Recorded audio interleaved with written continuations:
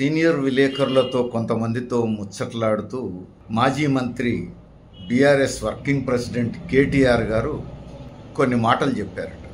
ఆ సందర్భంగా ఉన్న ఒక సీనియర్ విలేకరి ఒక టీవీ చర్చల సందర్భంగా ఈ విషయం చెప్పాడు. 6 మాసాల తర్వాత కేసీఆర్ గారు శాసనసభకు హాజరయ్యారు. 6 మాసాల క్రితం ఒక్కరోజు హాజరయ్యారు. మళ్ళా ఇప్పుడు శాసనసభకు హాజరయ్యారు. అయితే ఈ ఒక్కరోజే హాజరవుతారా లేకపోతే కంటిన్యూస్గా హాజరవుతారా మనకు తెలియదు. బహుశా ఒక్కరోజే హాజరైతే శాసనసభ సభ్యత్వం రద్దు కాకుండా ఉండడానికి లీగల్గా అటెండెన్స్ ఉండాలి కాబట్టి వచ్చి సంతకం చేసిపోతే ఒకరోజు హాజరైతే చెప్పలేము. కాదు ఇక నుంచి రోజు హాజరైతే మంచిదే. రాజ్యాంగం ప్రకారం ఎన్నికైన శాసనసభ్యుడు శాసనసభకు హాజరు కావాలి, ఇది పద్ధతే. అయితే హాజరు అవుతారో లేదో మనకు తెలియదు ఇక కంటిన్యూస్గా. కానీ కేటీఆర్ గారు మాత్రం తన మనసులోని మాట సీనియర్ విలేకరుల ముందు చెప్పుకున్నారు. ఈసారి కూడా శాసనసభకు రావద్దనే చెప్పాడట కేసీఆర్ గారికి కేటీఆర్ గారు సూచన చేశారట. ఈసారి కూడా శాసనసభకు రావద్దనే చెప్పారు. ఎందుకంటే శాసనసభ సమావేశం అని పిలిచి అక్కడ అవమానిస్తారేమో. అసలు శాసనసభలో కేసీఆర్ గారికి సమవుజ్జీ లేరు, స్టేచర్ సమస్య కూడా ఉంటుంది కదా, కాబట్టి రాకుండా ఉంటేనే మంచిది అని చెప్పిన అన్నాడు. సరే ఈయనేమన్నారో తెలియదు, మొత్తానికి ఆయన హాజరైండు. ఒకరోజైతే హాజరైండు, తర్వాత చూడాలి మనం. కానీ ఇక్కడ 2 విషయాలు మనకు చర్చనీయాంశాలు. ఒకటి, పిలిచి అవమానిస్తారేమో అంటే పిలిచి అవమానించడం ఏమిటి? పరస్పర వ్యతిరేకంగా ఉన్నటువంటి రాజకీయ పార్టీలకు నాయకులుగా ఉన్న తర్వాత అధికార పార్టీ ముఖ్యమంత్రి మంత్రులందరూ అక్కడ ఉంటారు సహజంగానే. మరి 9.5 ఏళ్లు పరిపాలించినప్పటికీ ఆ తర్వాత ప్రజలు అధికారం ఇవ్వలేదు. ప్రతిపక్ష నాయకుడిగా ఉన్నారు, శాసనసభ్యుడిగా ఎన్నికయ్యారు, ప్రతిపక్ష నాయకులుగా ఉన్నారు. కాబట్టి నియోజకవర్గ ప్రజల కోసం ప్రజలకు జవాబుదారీగా ఉండాలి. అట్లానే చట్ట ప్రకారం ఒకసారి శాసనసభకు ఎన్నికైన తర్వాత శాసనసభకు హాజరు కావాలి, ప్రజా సమస్యల మీద మాట్లాడాలి, ప్రభుత్వ విధానాల మీద మాట్లాడాలి, తప్పును తప్పనొచ్చు, ఒప్పును ఒప్పనొచ్చు, తన రాజ్యాంగపరమైనటువంటి తన ధర్మాన్ని తాను నిర్వర్తించాలి.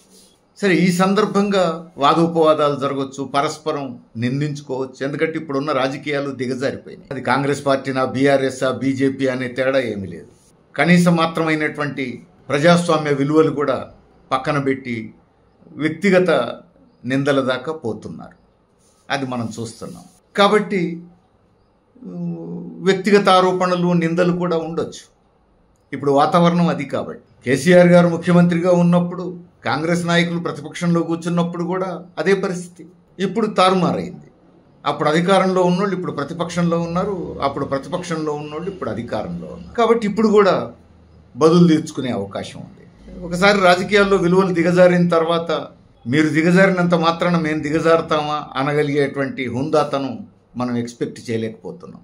ఒకళ్ళని మించి ఒకళ్ళు హద్దు తప్పి మాట్లాడడం అనేది ఒక అలవాటుగానే మారిపోతుంది. కాబట్టి కేసీఆర్ గారు హాజరైతే అలాంటి పరిస్థితులు కూడా ఎదుర్కోవాల్సి వస్తే ఆశ్చర్యపడాల్సిన అవసరం లేదు.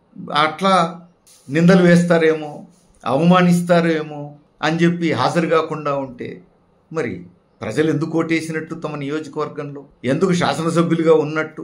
అయితే ముఖ్యమంత్రిగా ఉండాలి, లేకపోతే అసలు శాసనసభకే హాజరు కాకూడదు అని అనుకుంటే అధికారం వచ్చే అవకాశం లేదని తేలిపోగానే శాసనసభ సభ్యత్వానికి రాజీనామా చేసి ఉంటే ఈ ప్రశ్నే రాదు. కానీ శాసనసభ సభ్యత్వాన్ని కొనసాగిస్తున్నారు, ప్రతిపక్ష నాయకుడిగా బాధ్యత తీసుకున్నారు, బీఆర్ఎస్కు అధ్యక్ష స్థానంలో ఉన్నారు.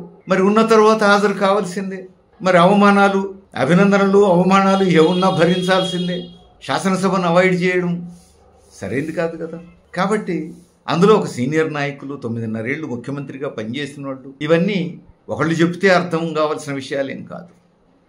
ఖచ్చితంగా ఇవి పాటించాల్సిన అవసరం ఉంది. కేసీఆర్ గారికి కేటీఆర్ గారు కొడుకు, తాను కూడా ఎమ్మెల్యేగా శాసనసభలో ఉండగా తన తండ్రికి అవమానం జరిగితే సహజంగా కొడుకు కొంచెం బాధ ఉండొచ్చు. కానీ ఇక్కడ ఉన్నది తండ్రి కొడుకుల బంధం మాత్రమే కాదు కదా, రాజకీయాలు ఇవి. ఆయన అధ్యక్షుడు, కేటీఆర్ గారు వర్కింగ్ ప్రెసిడెంట్, శాసనసభలో ఇద్దరు ఉంటారు.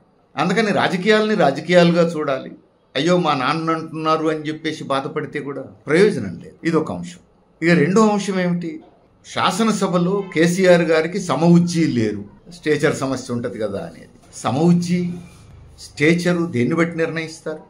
అసలు సమవుజ్జీ అనేటువంటి ప్రశ్న ఏమిటి? శాసనసభకు హాజరయ్యి అనేక విషయాల్లో ముఖ్యమంత్రిని మించి చాతుర్యం ప్రదర్శించవచ్చు, రాజకీయ దూరదృష్టిని ప్రదర్శించవచ్చు, లోతైన పరిజ్ఞానాన్ని ఉపయోగించి విధానపరంగా స్పందించవచ్చు, అనుభవాన్ని ఉపయోగించి చాకచక్యంగా డీల్ చేయొచ్చు. ఆ విధంగా తన స్టేచర్ ఏమిటో తాను ఆచరణలో చూపించుకోవచ్చు. అంతే తప్ప నాకు సమవుజ్జీ లేరు కాబట్టి హాజరు కాను అంటే సమవుజ్జీ అనేది రాజ్యాంగంలో ఎక్కడుంది? ముఖ్యమంత్రి ఒక రాజ్యాంగబద్ధమైనటువంటి పదవి. శాసనసభ్యుడిగా ఎన్నికయ్యి తమ శాసనసభాపక్షం ఎన్నుకున్నటువంటి వ్యక్తిగా ముఖ్యమంత్రి స్థానంలోకి ఒకళ్ళు వచ్చిన తర్వాత వాళ్ళ వయస్సుతో సంబంధం లేదు, కులము, మతము, ప్రాంతంతో సంబంధం లేదు. ముఖ్యమంత్రిని ముఖ్యమంత్రిగా చూడవలసిందే కదా.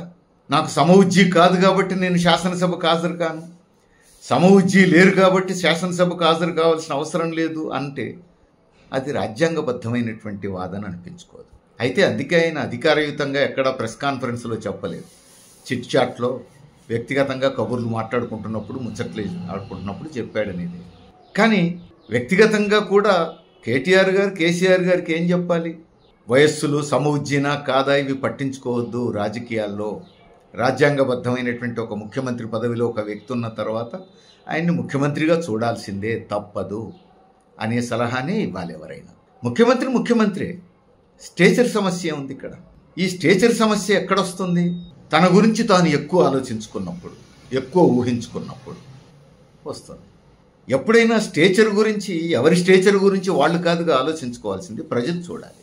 ఎవరి స్టేచర్ ఏమిటో ప్రజలు చూడాలి. ప్రజల దృష్టిలో స్టేచరు వ్యక్తం అవుతుంది కదా.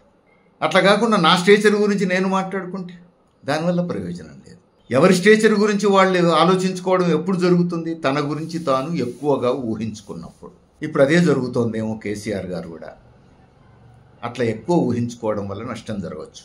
ఎక్కువ ఎందుకు ఊహించుకోవాలి, తక్కువ ఎందుకు ఊహించుకోవాలి? రాజకీయ పార్టీలుగా వ్యవహరించాలి. ఇష్యూ టు ఇష్యూ కాంగ్రెస్ వైఖరి ఇదైతే ఇది బీఆర్ఎస్ వైఖరి, బీజేపీ వైఖరి అదైతే ఇది బీఆర్ఎస్ వైఖరి, ఇది తప్పు ఇది ఒప్పు, మేము దీంతో విభేదిస్తున్నాం, దీన్ని సమర్థిస్తున్నాం, పార్టీ వైఖరి చెప్తారు. ఇక్కడ స్టేచర్ సమస్య ఉంది. ముఖ్యమంత్రిగా రేవంత్ రెడ్డి గారు మాట్లాడితే ప్రతిపక్ష నాయకుడిగా కేసీఆర్ గారు మాట్లాడతారు. ఇక్కడ స్టేచర్ సమస్య ఉంది. ఎవరి బాధ్యతను వాళ్ళు నిర్వహిస్తారు. అట్లనే చేయాలి. అట్లా కాకుండా నాకు సమవుజ్జీ లేరు కాబట్టి నేను శాసనసభకు హాజరుగాను అంటే తన గురించి తాను ఎక్కువ ఊహించుకోవటం. ఇది కేసీఆర్ గారే ఒకప్పుడు శాసనసభలో చెప్పినటువంటి ఒక కథను గుర్తు చేస్తుంది. శాసనసభలో తాను మాట్లాడుతూ ముఖ్యమంత్రి హోదాలో కేసీఆర్ గారు ప్రధానమంత్రి నరేంద్ర మోడీ గురించి చెబుతూ ఒక చిన్న పిట్టకథ చెప్పారు. తిరుమల రాయుడు గారని ఒక రాజు ఉండేవారని, ఆ రాజుని తన దర్బార్లో అందరూ ఉన్నదానికి లేని దానికి విపరీతంగా పొగుడుతుండేవారని చెప్తూ, ఉన్నదానికి లేని దానికి అట్లా పొగడొద్దు, పొగిడితే ఆ పొగడ్తలకు గురవుతున్నటువంటి వ్యక్తి నిజంగానే అంత గొప్పోడు అనుకుంటాడు, అది నష్టం జరుగుతుంది, ఎంత చెప్పాలనో అంత చెప్పాలి తప్ప ఉన్నదానికి లేని దానికి ఎక్కువగా పొగడొద్దు అని చెప్పేసి చెప్తూ, తిరుమల రాయుడికి ఒక్కటే కన్ను ఉన్నదంట. ఆ దర్బారులో కవి ఉన్నాడు, కవి గారికి ఒక అవసరం ఉందంట రాజుగారితో. మరి ఆ అవసరం తీరాలంటే రాజుగారి దగ్గరికి పోయి అడిగితే చేస్తారో లేదు అంటే ఆయనకి ఎవరో సలహా ఇచ్చారట, రాజుగారిని బాగా పొగిడితే నీకు పని అవుతుంది అని. ఎట్లా పొగడను, ఆయనకు ఉన్నది ఒంటి కన్ను అని అంటే, ఒంటి కన్ను ఉన్నా నువ్వు పొగడాలరా, పొగిడితే నీకు పని అవుతుంది అని చెప్పేసానంటే ఎట్లా పొగడాలా అని ఆలోచించిండట కవి. ఫైనల్గా పొగిడాడు. ఒక కన్ను ఉన్నదని చెప్పేసి నువ్వు అంత బాధపడకు రాజా, నువ్వు నీ భార్య దగ్గరికి పోయినప్పుడు భార్యవి 2 కళ్ళు, నీది 1 కన్ను, 3 కళ్ళు అంటే నువ్వు శివుడితో సమానం సుమా అన్నాడట. లేదు, భార్య దగ్గరికి పోకముందు కూడా నువ్వు అంత తక్కువేమీ కాదు, అసురుల గురువు, రాక్షస గురువు శుక్రాచార్యుడితో సమానం అన్నాడంట. ఎందుకంటే శుక్రాచార్యుడికి కూడా 1 కన్ను ఉంటుంది కాబట్టి, అంత గొప్పవాడివి నువ్వు అన్నాడంట.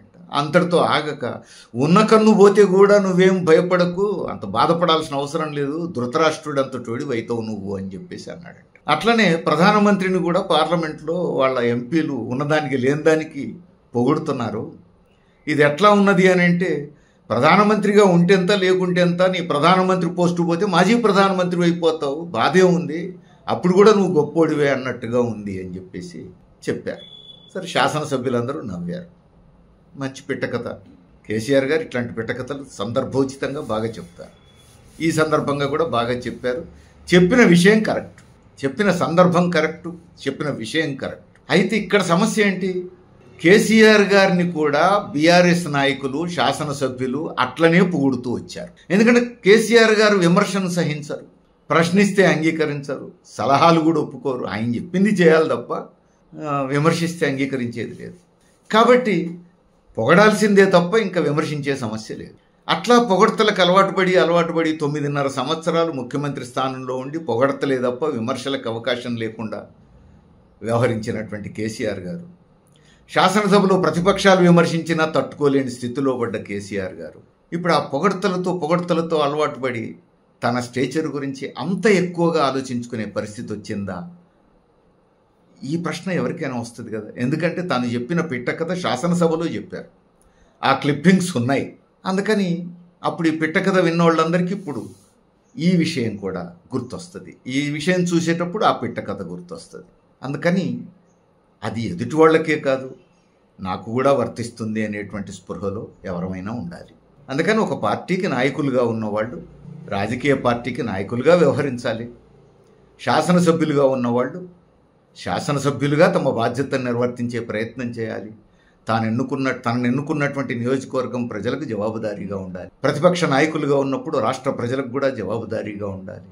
ప్రభుత్వం పట్ల క్రిటికల్గా, విమర్శనాత్మకంగా ఉండాలి. మంచిని మంచి అనాలి, చెడుని చెడనాలి, తప్పును తప్పనాలి, ఒప్పును ఒప్పనాలి. నిర్మాణాత్మకమైనటువంటి పాత్ర పోషించాలి.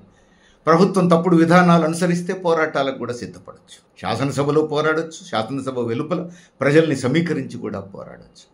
అంతే తప్ప నాకు సమఉజ్జీ లేదు, నాతో సమానమైన స్టేచర్ ఉన్నోళ్ళు శాసనసభలో లేరు కాబట్టి నేను శాసనసభకు రానన్నా, లేదా మీరు శాసనసభకు రాకండి, మీతో సమఉజ్జీ శాసనసభలో లేరని ఎవరైనా చెప్పినా అది సరైంది కాదు. రాజకీయాల్లో ఇట్లాంటి ఆలోచనలకు తావులేదు. అది రాజ్యాంగబద్ధమూ కాదు.